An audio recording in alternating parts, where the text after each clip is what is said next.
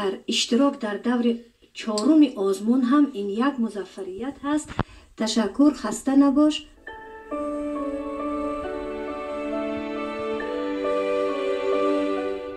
امروز توانستم به خوبی برآمد کنم و زیاده از 150 کتاب بچگانه و از 1000 بیت شعری را از خوانده و مطالعه کردم.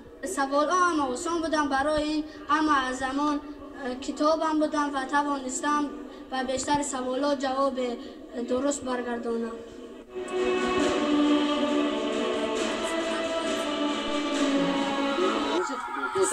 اما او طلب میکنه که او اهمیت ببرد که او آغاز کار کنید، اما نظارت میکنه. خب انا که ما دیدیم کدوم کتاب رو تو خوندی، کدوم شعر رو تو از یاد کردی. گریانچک کی نوشته است؟ گریانچک علی بابا جان. علی بابا جان. خیریت قابل شدی یکا جان، گریت رو پس کردی اولم بشد گلستان. مانده شدم اکا جان بیهوده خرسند نشو، کم ترک دم گرفته گریه میکنم از نف. تشکر. انا دیدی یک دو کس که ما گفتیم الله که گفتت شعرت رویشی سخنگویت دیگر شد. برای همین از بوله خود کار کن. باز خیرسک اصل دزدی رفت. خیرسک اصل دزدی رفت شعر غفار میرزا. بله. خیرسک اصل دزدی رفت، خیرسک آرو گزید، وی داد گفته میگوره، زنبور بچه میخندید. آفرین. خب برچه من یک شعر بسیار نغز کی است؟ عبدالسلام دیوتی. ولی کنیا کن. او برچه که مست من، بیو دوان دکور جوو علف به دست من، بیا بخور کمور. شد. تشکر. آفرین. قصه سلطان و دزدان. قصه سلطان و دزدان از حکایه های مثنوی معنوی می باشد. بله. چی معنی دارد؟ قصه سلطان و دزدان اگر اجازه شما باشد درباره کمی معلومات. مضمون مختصر سخن گوی. پادشاه روز لباس درویش را پوشیده و کوچه می براید. وقتی در راه می رود با دزدان روبرو می شود. دزدان نیز او را به صف خود کشیده می گوید تو همراه ما باید به دزدی بروی، ما امروز خزینه شاه این مملکت را می دزدیم.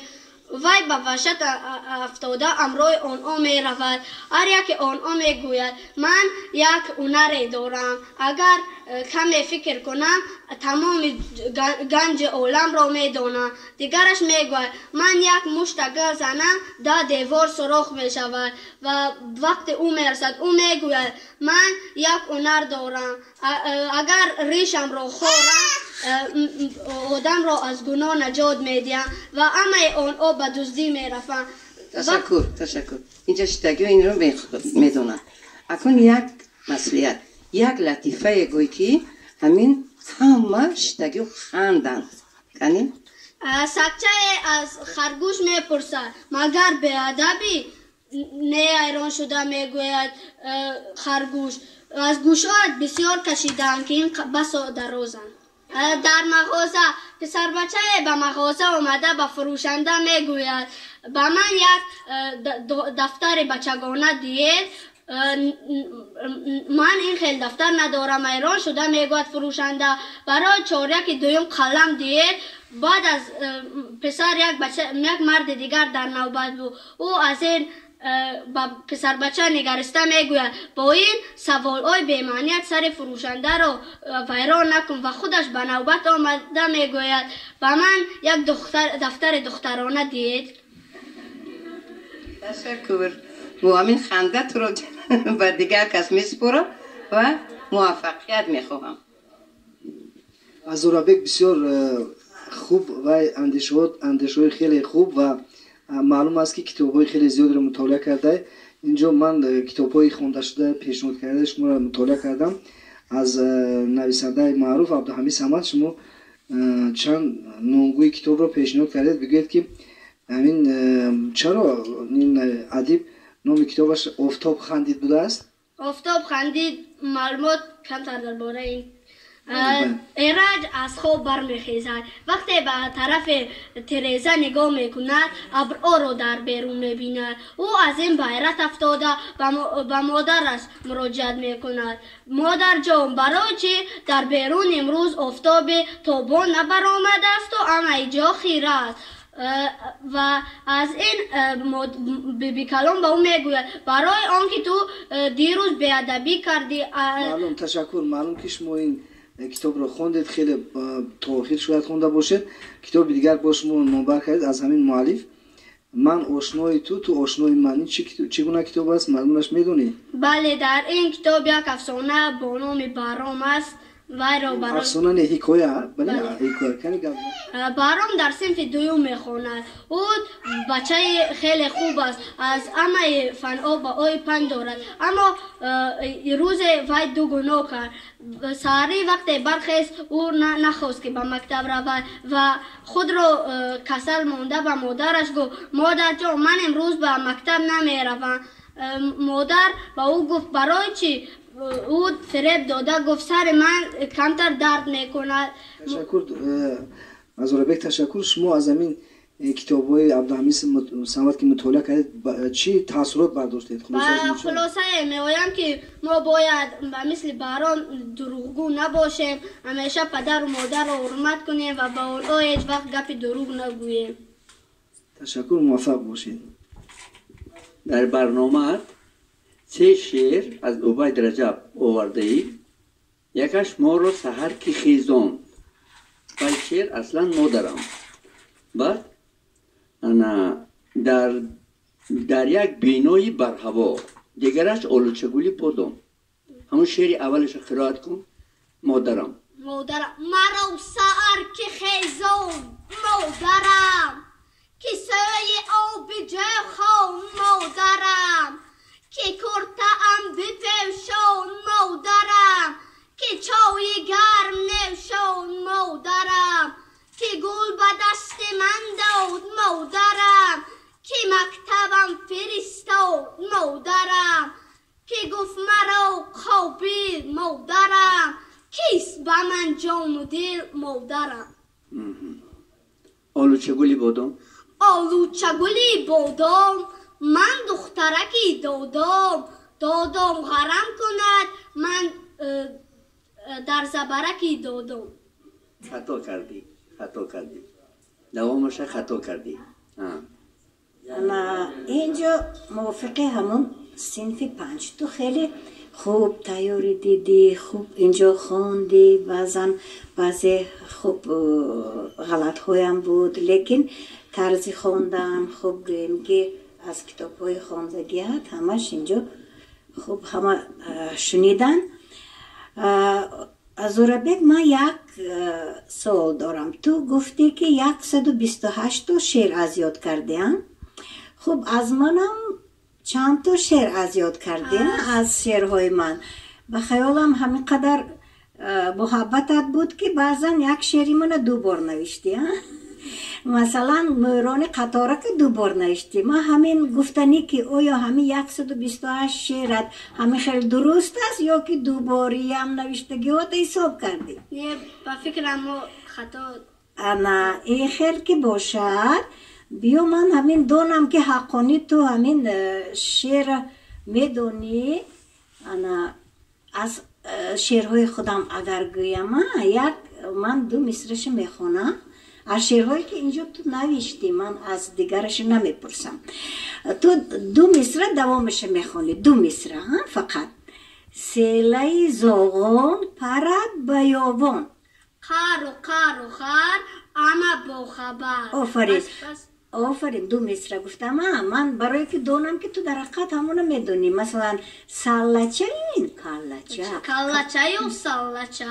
سلچه و کلچه کی من گفتم 2 مصرع. من گفتم کلچه این سلچه این کلچه کی صاحبی کلچه کی صاحبی سلچه صاحبی این کلچه صاحبی این سلچه در پشت و بیابان و آرو میدونی. آفرین انا کنون که از شهر آمد دخترک از شهر آمد دخترک بدیعی غزنترک یک دخترک گل بر سرک دامن سفید دل برک آفرین میدونی یعنی که تو معلوم که شعرهای خوب از یاد کردی با این ما حاضر خیلی باور کردیم انا اکنون گویی که انا از موجوده حکیمова تو اینجا یک شعر آوردی نام شعر چی؟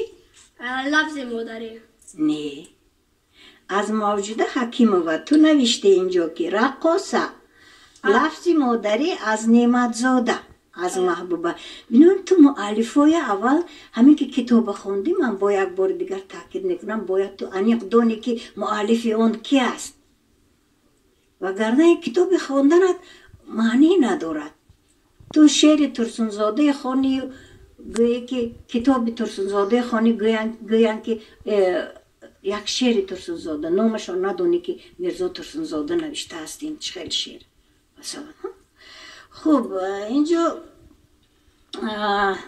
همون شعر رقاصی موجوده حکیمova میخونی برای بله کمزولچه‌اش اطلسی توفلیچه‌اش اواری پیراهنش پرپری دو رویش مثل ینار کمزولچه‌یکش قطار موسیقی را دانسته پا میماند آهسته آفرین این نام همین کتاب موجوده حکیمova چی نام داشت که تو این شعر از اونجا از یاد من این را از کتاب از یاد کردم نام کتاب چی بود؟ از کتاب زبان از کتاب زبان انا اکنون دیدی تو از کتاب درسی از یاد کردی انجا لیکن در شرط آزمون همه خیلی است که بیرون از کتاب درسی هم باید تو 50 کتاب نثری خونده توانی 1000 مصرع شعر از یاد کرده توانی تو از کتاب خوندی دیگر شعری موجوده حکیمova مثلا نمیدونی خب از یوسف جان احمدزاده مثلا من 2 مصرع گویم دوامش خونده میتونی از اونجا وقتی که پیشنهاد کردی از همون شعرها سنجاب بود نبود من میگویم بود نبود سنجاب بود در ملک پنجاب بود ارکب دو گول بود ناز و نوزش مول بود آفرین آفرین میدونی این شعر بسیار خوب خونده اکنون گوی که مرچیک دانه یافت دانه دلو نیافت شاد شد و خانه بود دانه سری شانه آفرین بود 2 مصرع کفایه است گفتم اکنون تو از اون چیستان هایی که آوردی چند چیستان میدونی؟ از چیستان من اگر اجازتون باشد میتونم نه چند چیستان میدونی؟ زیاد 70 چیستان زیاد از 70 چیستان اکنون تو با من گوی که این چیستان ها مؤلف دارد کسی نوشته است یا که چیستان های خلقی است تو فرق میکنی باید فرق بیشتر این چیستان ها رو من از استاد عزیز خوندم خوب چیستان ها کدام از چیستان های عزیز نویسنده نیست و می نویسد خواننده نیست و می خواند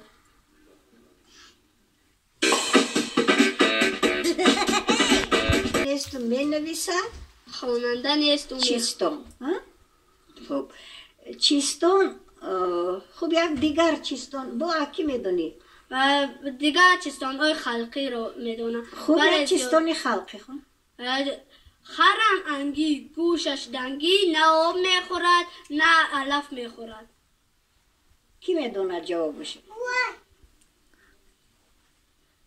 خودت میدونی جوابش بله عربا خب قصر پاچا روی آب میرود خب انا اکنون تو در اینجا در روی خط کتاب های پیشنهاد شده نوشته ای که گربچه تنبلکی یوسف جان احمدزاده خوندی تو همین کتاب پورا خوندی داستانی همین من بعض همون کتاب از بر یک کتاب یافتم بعض همین مضمونی کتا هشه گفتم میتونی برای چی گربچه تنبلکی هندلک گربچه تنبلک هندلک مضمونش کتا گفتم میتونی که این چی از این خواندن از این اون که خواندی همین گربچه تنبلک با خود چی گرفتی بله. با خود گرفتم که ما باید مثل گربه تنبل نباشیم، همیشه در کارهای خود استوار باشیم،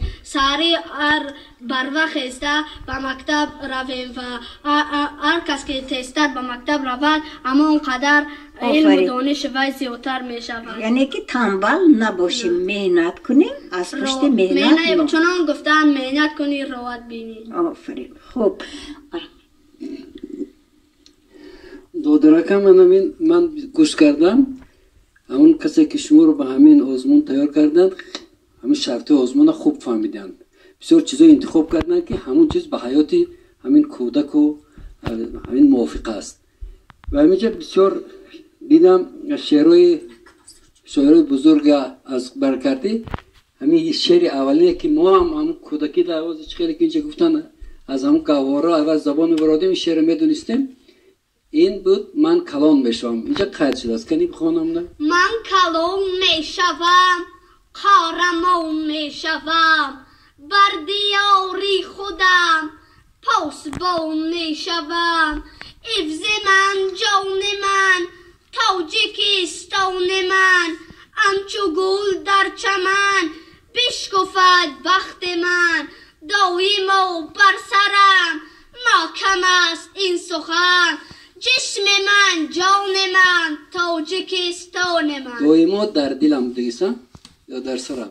در دلم. دایما در دلم محکم. بله. از کی است این شعر گفتن؟ از میرسعید میرشکر. بله، از استاد میرسعید میرشکر. همین شعر باید و در اینجا هست دو تا شاعر مثلا با نام کتاب شعر دارند. یکی از آنها عبدالسلام دهاتی، دیگر علی بابا جان. کنه همین هر دو شعر خونه. از علی بابا جان: خواهی که دانا شوی زیر و توانا شوی، از تحت دل خوان کتاب حکمت او به حساب، گیر و ز دستت نمام گشته و برگشتم خوام، لیک فقط زینهار تازه نگاهش بدار، از یک ورق از او نکن. خیلی فراموش شد. کنی از عبدالسلام دهاتی را خوان. بر من سبق دادی کتاب، گل در طبق دادی کتاب، آرزوی شیرین مرا از هر ورق دادی کتاب، تو همدمی ساز منی دو بال پرواز منی، در خانه و مکتب مدام آلای میز من توی. بله. انا بینید در وصف کتابه های بزرگا ما کردن، لیکن همون یک چیز است که همینا در انا همون دو بیت، یک بیت که اونجا جامی میگن چقدر بود؟ انیسی کنج تنهایی کتابت، فروغی صبح دانایی کتاب. یعنی همین در پیروی همون در همون گفته شده است. یک چیز دیگر همجا است که من دیدم لطیفه های خوب انتخاب کردی، لطیفه هایی که به حیات بچه ها بیشتر داخل دارد. یک از زمان رسام است.